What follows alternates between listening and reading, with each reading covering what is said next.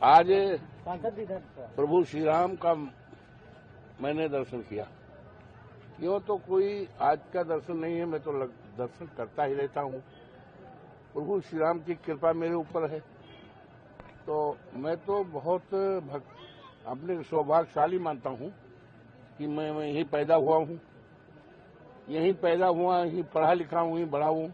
और प्रभु की कृपा से उत्तर प्रदेश की विधानसभा में 9 बार के विधायक हुए, 6 बार के मंत्री हुए।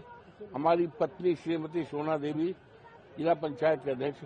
और ऐसी सीट से यहाँ के देवतुल्य जनता ने, देवतुल्य मतदाताओं ने, प्रभु श्री राम की कृपा ने, हनुमान जी की कृपा ने और माँ सरयू माई की कृपा ने और देवतुल्य मतदाताओं की कृपा ने और हमारे नेता माननीय अखिलेश यादव की कृपा थी।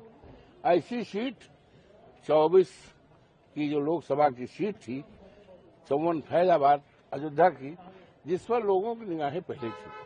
और आज जब चुनाव हो गया तो पूरे देश में चर्चा है कि Awadhesh Prasad being schedule caste कैसे जीत गए सामान्य सीट पे, और भारतीय जनता पार्टी हार कैसे गई, जबकि उसने मंदिर बनवाया था।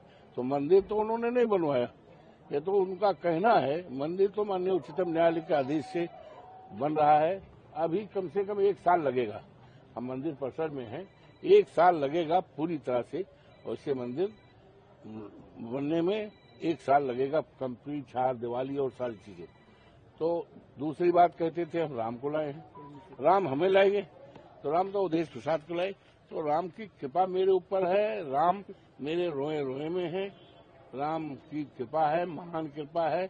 और राम तो मेरे परिवार से, मेरे बाबा का नाम राम नेवल था, मेरे पिताजी का नाम दुखीराम था, मेरे मामा का नाम परशुराम था, मेरे ससुर का नाम राम सेवक था। कैसा लगा मेरे ध्वजारोहण देखा आपने कि किस तरह फहरा रहा है? बहुत अच्छा है। समूचे राष्ट्र को और पूरे देश की देवतुल्य जनता को बधाई देता हूं, अभिनंदन करता हूं, स्वागत करता हूं और लोगों से अपील करता हूं कि जो ध्वजा है इसका सम्मान गिरने न पावे। और प्रभु श्री राम की जो मर्यादा है, प्रभु श्री राम की मर्यादा है, भारतीय जनता पार्टी के राज में जो मर्यादा तोड़ी गई है, मैं विनती करता हूं वो मर्यादा फिर से कायम हो, जिसमें तुलसीदास जी ने लिखा है, दैविक दैविक भौतिक तापा, राम राज काहू न व्यापा। उसी तरह का राज आवे, प्रभु से मैंने प्रार्थना की। धन्यवाद। आपको नहीं बुलाया गया, क्या कारण था इसका?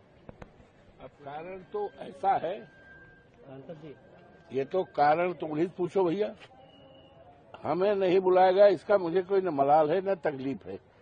हम तो बिना बुलाए आ गए, प्रभु श्री राम ने हमें बुलाया, हम आज आ गए। 25 तारीख को कार्यक्रम था, नहीं बुलाया, पास लगा दिया, रोक लगा दिया, पाबंदी लगा दिया, ये पास हो ही जाएंगे।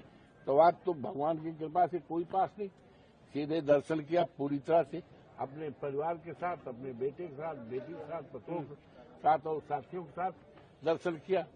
तो अब उन्होंने हमें नहीं बुलाया, हमें इसका कोई मलाल नहीं है। हाँ, मलाल इस बात की है कि प्रभु श्री राम की जनता जो बगल रहती है, लाखों की संख्या है, उनको इसमें आने नहीं दिया गया, बड़ी रोक छेक की गई। इस बात का हमको तकलीफ है।